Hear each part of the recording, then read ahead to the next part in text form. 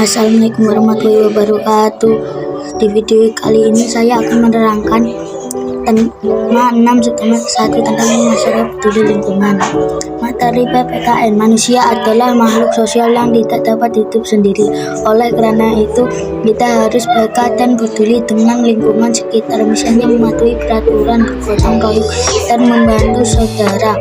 Salah satu bentuk kepedulian adalah taat aturan. Aturan wajib ditaati. Contoh wajib mengikuti pendidikan dasar. Wajiban pendidik dasar terdapat dalam UUD Negara RI Pasal 31 Ayat 2. Dan sekian, terima kasih. Wassalamualaikum warahmatullahi wabarakatuh. Di materi kali ini saya akan membahas tentang bahasa Indonesia, yang saya akan menerangkan tentang judul. Judul adalah nama yang dipakai untuk buku, bab dalam buku, kepala berita, dan lain-lain.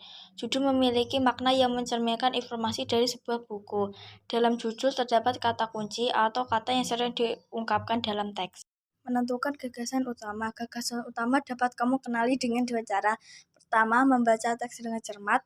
Kemudian menjawab pertanyaan apa yang dibahas pada teks tersebut. Kedua, menemukan kalimat utama pada setiap paragraf.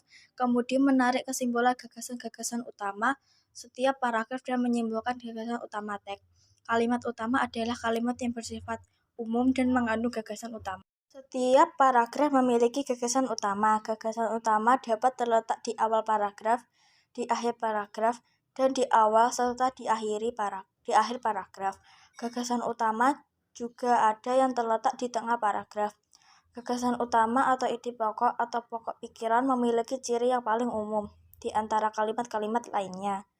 Kalimat lainnya merupakan kalimat penjelas yang bersifat menerangkan maksud dari gagasan utama yang berada di dalam kalimat utama. Sikap yang dapat kita teladani dari perjuangan para pahlawan yang memperjuangkan maupun mempertahankan kemerdekaan masa lampau adalah dengan 1.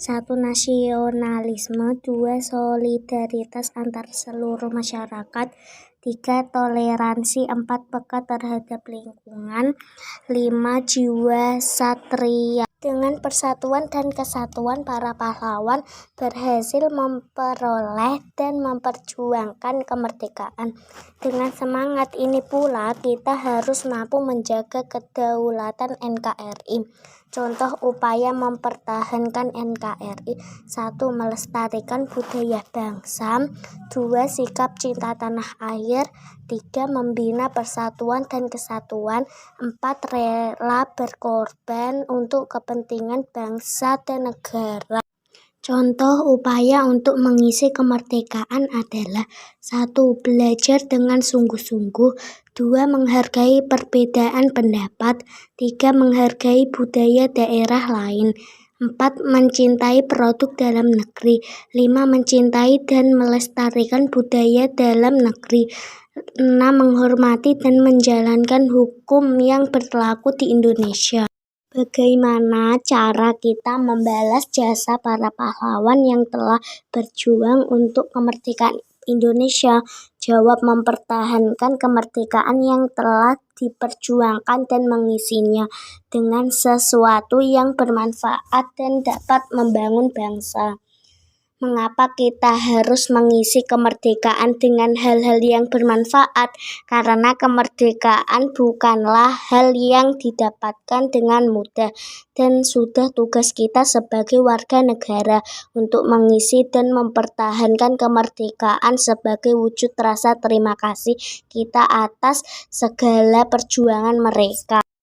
Masyarakat sejahtera dapat terwujud dengan adanya kerjasama dari pemerintah dan masyarakat itu sendiri.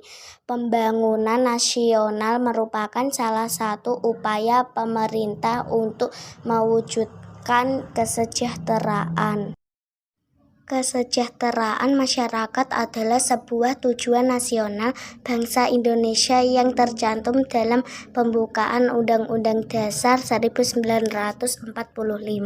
Masyarakat sejahtera berarti kehidupan masyarakat yang tercukupi kebutuhan sejahtera, aman, nyaman, dan tenang.